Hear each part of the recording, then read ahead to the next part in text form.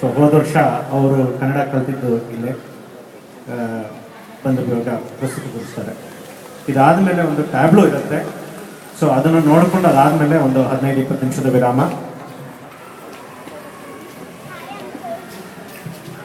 So for those who missed it, she's going to present a poem in Kannada that she's written herself, and the exceptional piece is that she has learned Kannada after coming into White House.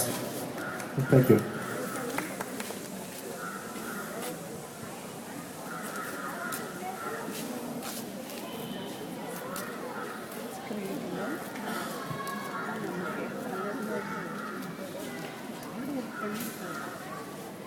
My dear friends, I am a Keralite and I am staying here. I am interested in learning Kannada and I am working for it. By God's grace, I could write a very small poem about Deepavali in White House in Kannada. Please excuse me for the mistakes in it. Thank you.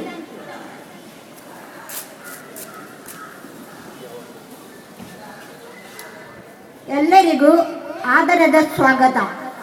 Deepavali white ಹೌಸ್ನಲ್ಲಿ ಪ್ರತಿ ವರ್ಷ ಬರುತ್ತದೆ ದೀಪಾವಳಿ ಹಬ್ಬ. ವಿಜೃಂಭಣೆಯಿಂದ ಆಚರಿಸುತ್ತೇವೆ white ಹೌಸ್ನಲ್ಲಿ. ದೀಪಗಳ ಹಬ್ಬ ದೀಪಾವಳಿ. ದೀಪಾವಳಿಯ ವಾರದ ಹಿಂದೆ ಮನೆಯವರೆಲ್ಲರೂ ಒಟ್ಟಿಗೆ ಸೇರಿ ಅಂಗಡಿಗಳಿಗೆ ಹೋಗೋದಕ್ಕೆ ಗಾಡಿಯ ಒಳಗಡೆ ಕುಳಿತುಕೊಂಡು ತಮಾಷಾ ಮಾತುಗಳು ಹೇಳಿಕೊಂಡು ನಡುವೆ ಟ್ರಾಫಿಕ್ ಜಾಮ್ ನೋಡಿಕೊಂಡು ಹೋದೆವು ಖುಷಿಯಾಗ ಅಂಗಡಿ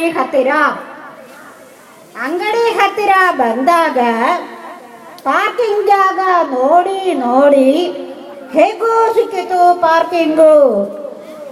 ಅಂಗಡಿ ಒಳಗಡೆ ಆರಿಸಿಕೊಂಡು ಜವಳಿ ಬಟ್ಟೆಗಳು ಖರೀದಿಸಿಕೊಂಡು ಸಿದ್ಧ ಉಡುಪುಗಳು ಖರೀದಿಸಿಕೊಂಡು ಹೋದೆವು ಬಿಗ್ ಬಜಾರ್, ಚೈನಾ ಬಜಾರ್. ಅಲ್ಲಿಂದ ಹುಡುಗರ ತೆಗೆದು ಮುಗಿಸಿ ಮಾಲ್ಗಳೆಲ್ಲ ವಿಚಾರಿಸಿಕೊಂಡು ಬಂದೆವು ಮಂದ್ರಿ ಮಾಲ್, ಗರುಡ ಮಾಲ್. ವಿಧ ಸಿಹಿಯಾದ ತಿಂಡಿಗಳೆಲ್ಲ ಬಣ್ಣದ ಪಟ್ಟಿಗಳಲ್ಲಿಟ್ಟು ಬೇಕು ಬೇಡದ ಸಾಮಾನುಗಳು ಎಲ್ಲ ಸೇರಿಸಿಕೊಂಡು ಹೋದೆವು ಪಟಾಕಿ ಅಂಗಡಿಗೆ. ಮಕ್ಕಳೆಲ್ಲರೂ ಪುಳಗಿದ ಮಾಡಿ ತುಂಬ ಹೊತ್ತು ಆರಿಸಿಕೊಂಡು ಬಹುದರ ಪಟಾಕಿಗಳೆಲ್ಲ ತೆಗೆದುಕೊಂಡು ಎಲ್ಲರೂ ತುಂಬ ಖುಷಿಯಾಗಿ ತಿರುಗಿ ಬಂದೆವು ಮನೆಗೆ. ದೀಪಾವಳಿಯ ಹಿಂದಿನ ದಿನವೇ ಮನೆಯ ಹೊರಗೆ ಸ್ವಚ್ಛ ಮಾಡಿ ನೆಲದ ಮೇಲೆ ರಂಗೋಲಿ ಹಾಕಿ ಬಣ್ಣದ ಪುಡಿಗಳನ್ನಿಟ್ಟು ಮಲ್ಲಿಗೆ, ಸಂಪಿಗೆ, ಸೇವಲ್ಲಿ, ರೋಜಾ ಹೂವುಗಳಿಟ್ಟು ಹಾರವ ಕಟ್ಟಿ ಬಾಗಿಲ ಸುತ್ತ ಅಲಂಕರಿಸಿ ಮಾವಿನ ಎಲೆಗಳ ತೋರಣ ಕಟ್ಟಿ ವಿದ್ಯುತ್ ದೀಪಗಳ ಪ್ರಕಾಶ ಮಾಡಿ ಮಣ್ಣಿನ ದೀಪಗಳ ಸಾಲಾಗ ಹಚ್ಚಿಸಿ ಎಲ್ಲರೂ ಸೇರಿ ಬಂದು ನಿಂತು ನೋಡುವುದಷ್ಟು ಆನಂದ. ದಿವಾಳಿ ದಿನವೇ ಮುಂಜಾನೆ ಎದ್ದು ಎಣ್ಣೆ ಹಾಕಿ ಅಭ್ಯಂಜನ ಮುಗಿಸಿ ಬೇಗ ಸ್ವಚ್ಛವಾಗಿ ಹೊಸ ಬಟ್ಟೆಗಳು ಧರಿಸಿಕೊಂಡು ಅರಸಿನ ಕುಂಕುಮ ಇಟ್ಟುಕೊಂಡು ದೇವಿ ಪೂಜೆಗೆ ಹವಣಿಸಿಕೊಂಡು ಲಕ್ಷ್ಮೀ ಪೂಜಾ ಮಾಡುತ್ತೇವೆ.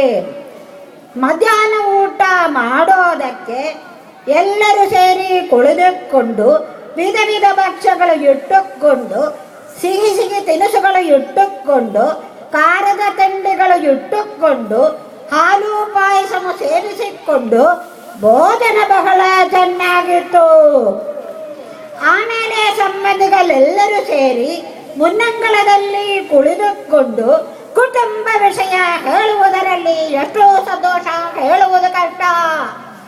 ದೀಪಾವಳಿ ದಿನವೇ ಸಂಜೆ ವೇಳೆ ಮನೆಯ ಮುಂದೆ ದೀಪಗಳಿಟ್ಟು ಒಂದೊಂದಾಗಿ ಹಚ್ಚಿಸಿಕೊಂಡು ದೇವರ ನಮಿಸುವ ಪರಂಪರೆ.